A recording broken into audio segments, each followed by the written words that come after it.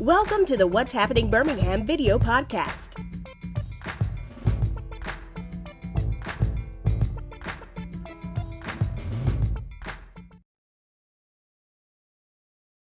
Hello everyone, this is Jarvis Escott with What's Happening in Birmingham. Today I have the honor and pleasure of being with Ms. Crystal Mullen-Johnson with Strive Counseling Services, LLC. Yeah.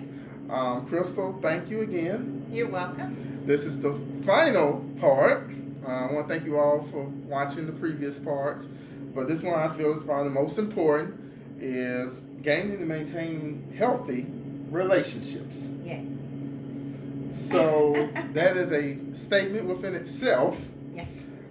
One thing I guess you all have noticed throughout the whole series, we've had this right here the whole time. Happy. It says happy. So we're just going to take it from there and how that ties into everything. Well, one of the biggest factors to maintaining a healthy relationship is great communication. I think communication is key. I think it's very important to affirm your partner daily. I think that's vital. One of the issues that I see couples struggle with is acknowledging the dysfunctional communication in the relationship. There are filters that can impact communication, and communication is a learned skill. Like I mentioned in one of your previous segments, that we're not born good communicators. Our parents have modeled to us, healthy relationships, healthy marriages, or unhealthy relationships, or unhealthy or toxic marriages. So when you connect to someone you love, it's important to understand what you all, like your communication style is like. So say perhaps, and I'll go with, for example, if you all are angry with each other, you have to be mindful not to listen to respond, but listen to understand what your partner is saying. Because sometimes people are communicating with you, you cannot decode what the individual is saying, because guess what? You're ready to defend yourself. Why? Because you're defensive. So you can't achieve anything when you're in a defensive mindset, right?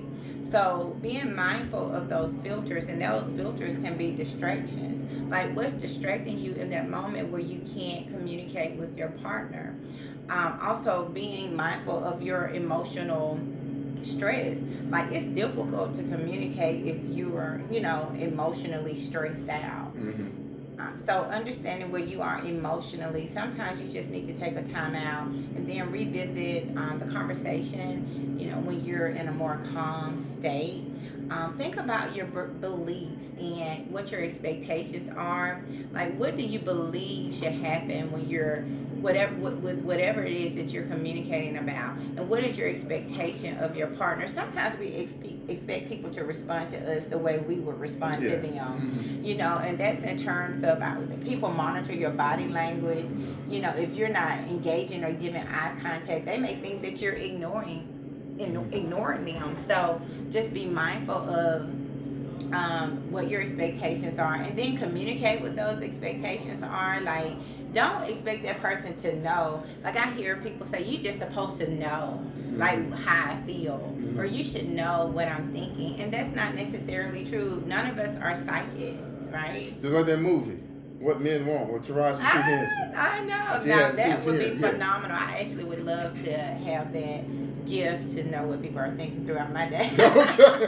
I'll be able to effectively deal with it. Okay. But no, seriously. And then being mindful of your communication style. Like, there are people that are passive, there are people that are aggressive, and there are people that are assertive when they are communicating. So being mindful of what that means, and being mindful of of the behaviors that you're modeling. And I'm talking about your body language and also the verbal output of communication. And also just being mindful, are you trying to protect yourself in the conversation? Meaning, are you defensive? So understanding the meaning behind it. All right, this thing that just kind of came up in my head, conflict resolution. And, it's interesting how you got communication and conflict or the same starts with two C's, and how they all kind of go together, because sometimes, like I give a great example, some men or women may not want, like if they're very upset with that person, they may not want to communicate. Their way would be, well, let me just go over to my space, get myself together, then come back to you. Right. Is that sometimes dangerous? Or they feel like if they may say something, and it's like, well, once you say those words, you can't take it back. Well, of course, you can't take words back. It's important not to be verbally abusive to your partner when they disagree with you or when you're angry. I mean, it doesn't give you permission to treat them in that way. It's very important that you respect each other. I do believe in taking the time out, and that's what you were mentioning. But when you're taking the time out, you're not being passive aggressive, ignoring your partner. You communicate to your partner. I think it's best if we revisit this conversation in the next couple of hours. Don't avoid the conversation, because if you don't address it then, it's going to resurface. So it's just going to be in both of your best interests to deal with that uncomfortable conversation. And I was speaking on passive aggression. We see that displayed in relationships. I mean, whether you're expressing how you feel about a situation, but you're not talking about the meaning behind that feeling. You're just blaming your partner for how you're feeling. Like, you make me feel angry, or you make me feel unaccepted. Well, why are they making you feel that way? I think the best way to approach that conversation is by taking ownership of what you feel and being vulnerable doing so. I feel rejected because when I'm communicating with you, you're not engaging with me. Or I feel rejected when I text you and you're not responding to me. Can you help me understand how we can better communicate with each other? Is text messaging a great form of communication? And please do not break up with your partner or create conflict in a text message. Text messaging should be shorthanded. Hey, how are you? What's for dinner? What are you doing? I miss you. It should not be like a long paragraph, because that can easily be misinterpreted. Okay. And it's not the best time for emotional expression when you're angry, because people, keep text messages. I didn't realize that people keep text messages for like forever. I erase text messages, and I just don't want my phone to be backed up with old messages. That's not important. But I think it's important to use text messaging for shorthanded messages. Pick up the phone and communicate with your spouse. Like, we're losing that connection. Like, the media, especially social media, it makes it easier to connect to people. We're forgetting to pick up the phone and call on people, wish people a happy birthday. We're not calling to check on our loved ones. We believe if they see a picture of us or we provide an update on social media, that's a meaningful connection, and it is not. We're forgetting how to date, because it's so easy to go onto dating websites now, opposed to swipe left, swipe right. Absolutely. So we have to remember how to connect with each other. Humans need connection, and someone can be whoever they choose to be behind the computer. I'm going to say behind the computer, but on social media, or you can put on a facade. But when you meet people face to face and have that constant engagement, you have the opportunity to, I think, learn more about that individual. I mean, be demanding. I would prefer for you not to text me, but call me if you want to talk. You put those parameters in place up front, you may get a different response. Well, he may just ghost in, or he may disappear, or she may do the same thing. Well, if that happens, that means that person may not have been in your best interest. So you have to decide what you want and how would you achieve gaining that in a relationship with an individual. What would you say to a person that may do that text message, but they feel like if they try to talk to the person about it, the person don't want to talk about it. They either divert from the conversation or ignore, or they may say, well, I don't want to talk about that right now. Okay, so how does the person overcome that? Yeah, well, you can't control other people, and you cannot make other people become a good communicator. But remember earlier in conversation, I was talking to you about it's important to confront the issues when they are presented. So that's a great opportunity for you to say you're deflecting. This conversation is important for me. When is a good time to have the conversation? Including them in on a great time to talk about it. I feel that you are avoiding. Why are you avoiding it? Is this uncomfortable, and why? Like, understand the meaning behind the behavior. Don't be afraid to ask.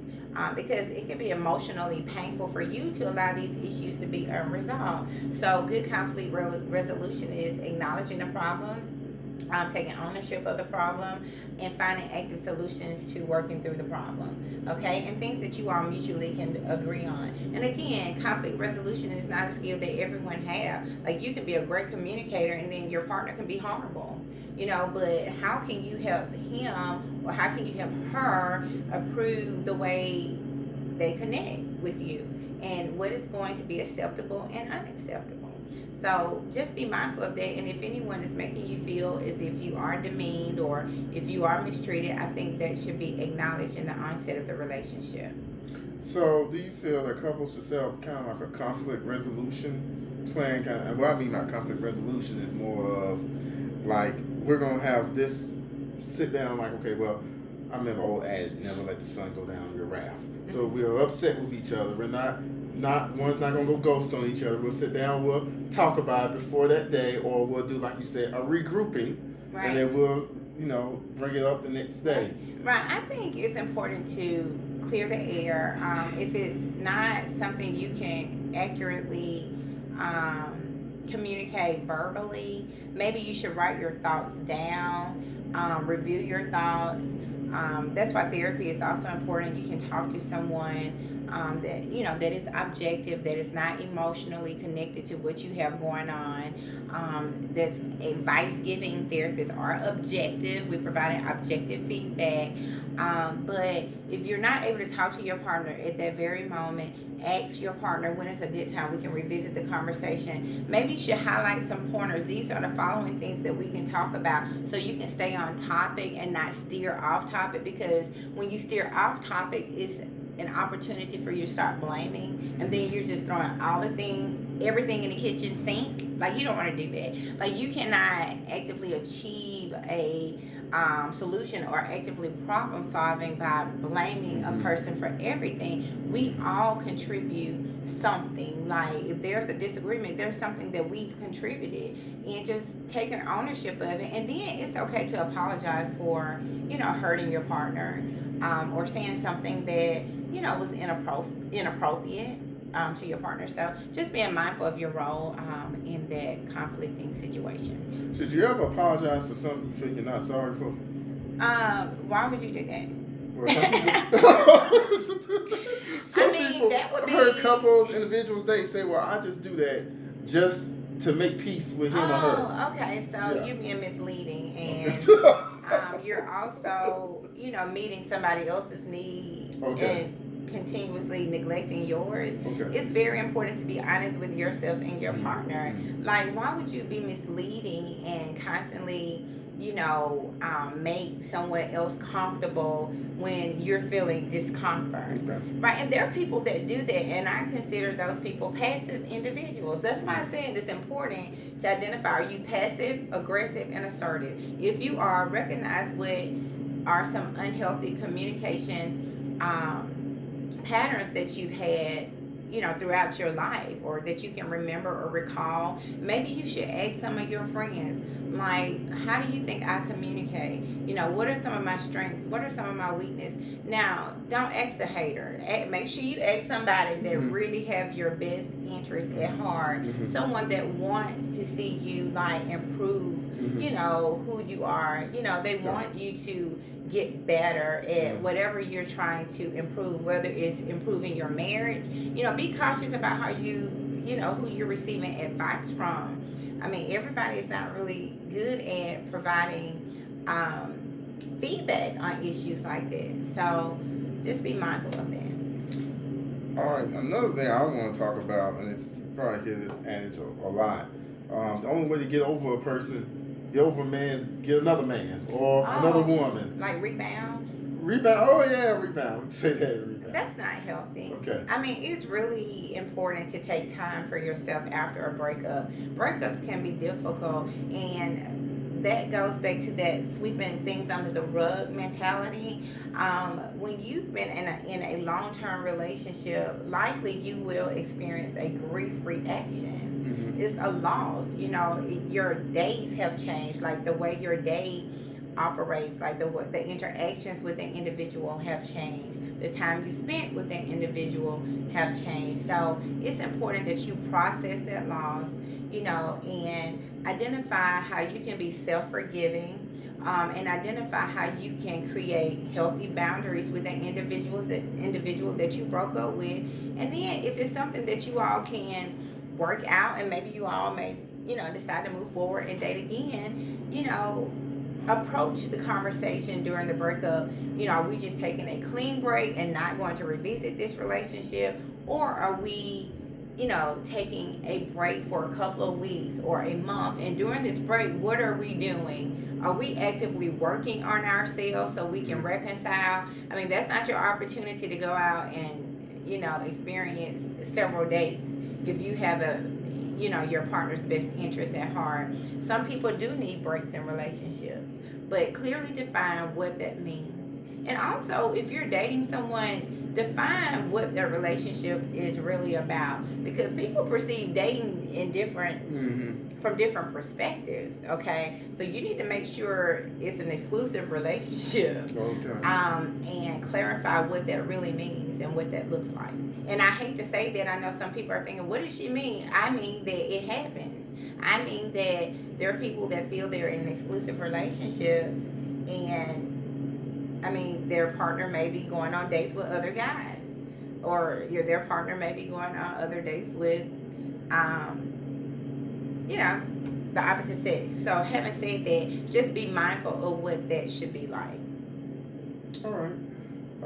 Any final thoughts you would like to add? No, I just think the most important thing when you're thinking about a healthy relationship, you know, understand what your values are. You know, make sure, you know, you respect that person, you respect yourself first and foremost. Identify, you know, ways that you all can engage in mutual interests. I think that is very important. I think you should move slow and gradual if you can. I think that you should be mindful of those things that are very important to you. I don't think you should dismiss those things. Those are things that you all can talk about together. If the relationship develops deeper, I think it's important to address those uncomfortable conversations. We've talked about finances today. We've talked about having your emotional needs met, making sure that happens. We've talked about communicating. What's your communication style? Is it passive? Is it aggressive, or is it passive aggressive? We talked about connecting in a meaningful way. Don't just use texting as a form of communication. Reach out to that individual during the day. Let them know how amazing they are. Make sure you affirm your partner, and love thyself. That's what I would like to leave you with. And be happy and strive for a better you. All right, Crystal, one final time if they want to get in contact with you. What's your phone number? Sure, I'm happy to share that. Again, Jarvis, I want to thank you for this platform.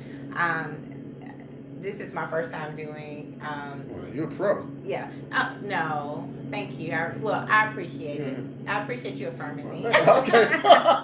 You're welcome. Jarvis affirmed me today. Thank you. That was healthy. But seriously, you can contact me at www.strivebhm.com. I'm located downtown Birmingham, 2024 3rd Avenue North. I do provide mental health counseling to children and adults, and I also do couples counseling. And if you have any questions, please feel free to call me. My number is 205-721-9893. I really enjoy what I do. I really enjoy this opportunity to connect with you. This is a different platform, but I would like to meet you personally if I can, if you would like to come in and meet me.